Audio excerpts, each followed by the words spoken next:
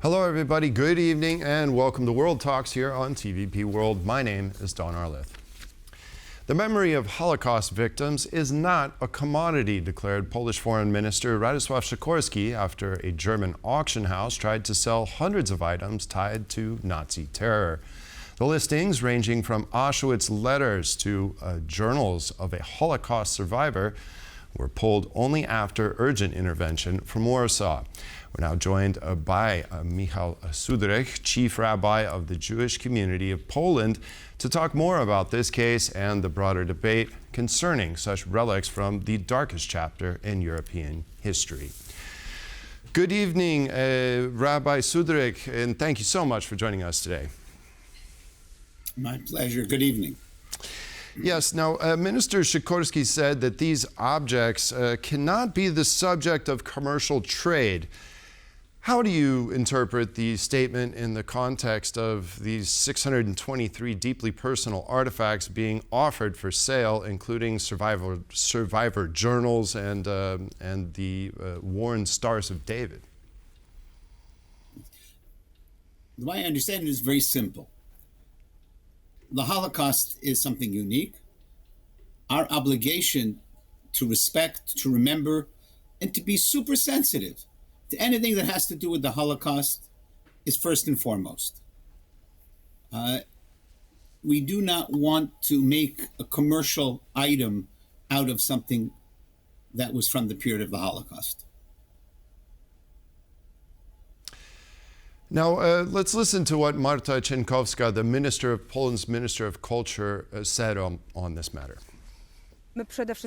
We, above all, want to examine these objects and bring about a situation that if they are indeed authentic and were stolen from the Polish state, we want to bring about a situation in which they are simply recovered and not bought.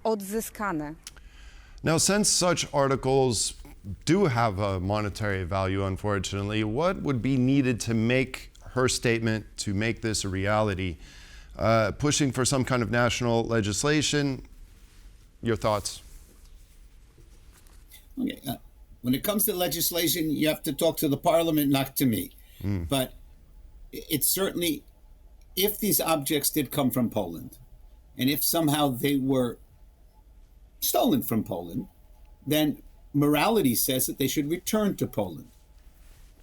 These objects are to help us remember, to help educate. They are not something that should be, ideally, these things should always be in a place that could educate the public, not to have in someone's personal collection. That's not what we want to do to remember the Holocaust. We want that these objects should be open, available to the public, because this is a very practical way in which people can remember the Holocaust, pay respect to the Holocaust, and perhaps even most importantly, to be vigilant that this should never happen again. This should never happen to the Jews. It should never happen to anyone. Right. I agree with you that these are priceless in education and teaching future generations. And now I'd like to ask about President Nawrocki's office arguing that Germany's wartime sins have never been accounted for. From your perspective, how does this auction reinforce that challenge, or or even challenge that view? Okay. Well, what Germany did during the war is so horrific, it's difficult to say how could they do enough. On the other hand, the Germany of today, the Germany of post-World War II, really has confronted, many people from Germany have confronted their horrible Nazi past, what Germany did during the war and before the war, since 1933 to 1945. And for myself, I am inspired by Germany. I'm inspired by Germany because they have taken a look at their national soul and said, we did something wrong. And we now need to do something, an act of contrition, an act of repentance. And today, Germany is one of those countries of Europe that is standing up for civil rights, for minority rights. On the one hand, yes, it's true, you could never do enough. On the other hand, they've already done a lot, and I'm very hopeful they will continue to do a lot. Right. The Foreign Ministry of Poland, of course, urged that the items be returned to institutions like the Auschwitz-Birkenau Museum. What practical steps are involved in identifying which artifacts should go to the museums, and how quickly that should happen? Well, that's a question to historians. In other words, first people have to be able to authenticate it. Is this a real yellow star? Do we know the person that wore it? I mean, a diary is easier, hopefully, that we can actually identify the person who wrote it. And then, again, we need to look at it kind of in a global way. Where will these artifacts make the greatest educational impact? Where will these artifacts confront people to think about the horrors of genocide, of the Holocaust, and inspire us that we can never permit this to happen again? Right now, back to these artifacts. I mean, after Poland's charge d'affaires in Berlin intervened, all of the listings vanished from the auction website. What does this say about the leverage of diplomatic protests? And does the removal actually guarantee that the sale won't happen privately? It actually shows that a moral diplomatic statement can have effect. And it's not only up to the diplomats to say things that are moral, it's up to all of us not to be silent. All too often we hear that what permitted the Holocaust to happen was the silence of the good. A good person is defined by the fact that he or she knows when they have to speak out, when something is wrong. And that's what happened in this case. In this case, it was the charge d'affaires in Berlin, of which it was a very important statement that he made, and had real result. What will happen further with these items, we don't know yet. But anyone with a sense of morality needs to be able to make a clear statement. These objects should be placed in a place where people will be able to see them, learn from them, because hearing about the yellow star is different than seeing it. Imagining the person that wore it. Reading from a diary that a person wrote is different than reading it in a published book. That is much more impactful for a human being, and that's what we need. We need to make sure that people are impacted and remember, because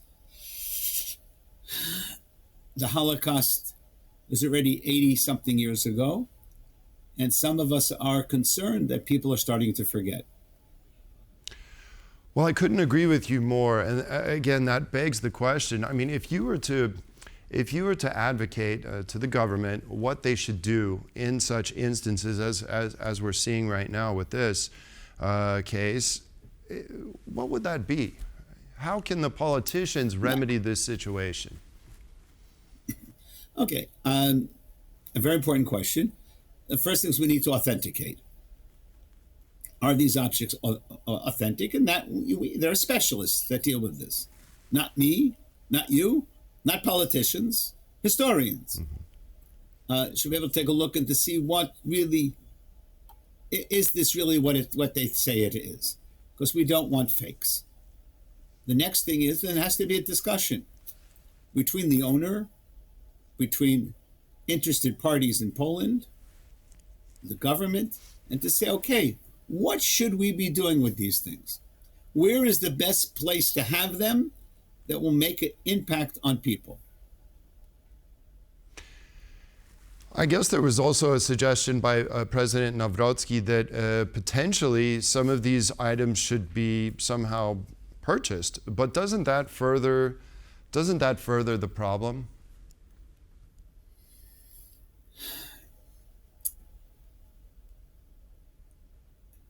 Here we have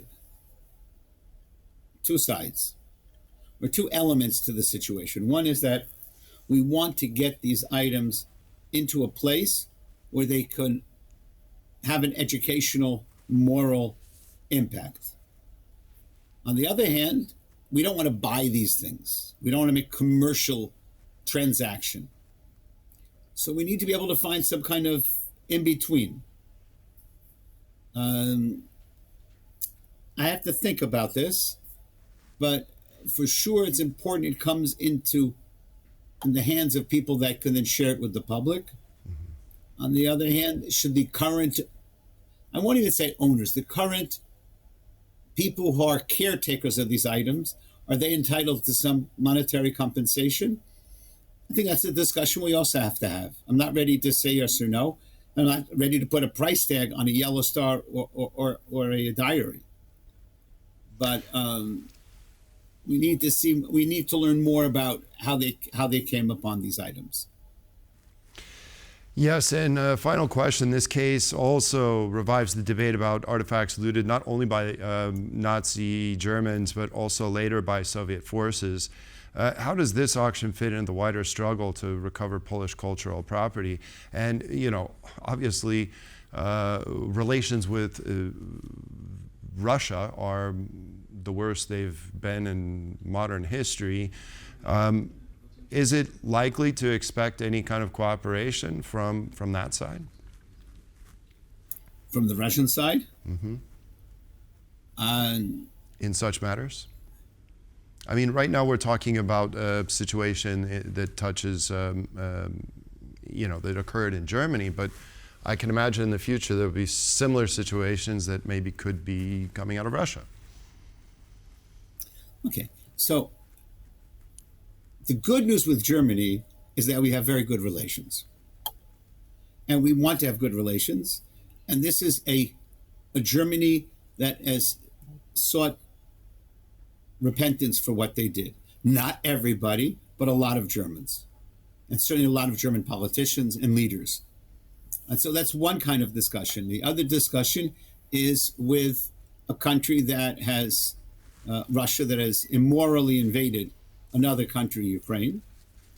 And people in Poland are very concerned about it. They're concerned about what's happening in the Ukraine. They're concerned what's going to happen in Poland. So what are the chances of having a creative, positive conversation with Russia about any topic right now? Doesn't look good. But you know something? You never know. If you don't try, you won't find out. So I would say that this theoretic situation would come up. We should try to talk. And the worst thing happens is we don't come to a solution. But if we don't even try to talk, then we'll never find a solution. Indeed. Well, Chief Rabbi Michał Schudrich from the Jewish Community of Poland, thank you so much for joining us and discussing these very important topics. Thank you. Thank you. Have a good evening. You too. And that concludes this edition of World Talks. Thanks for joining us and stay with us for more here on TVP World.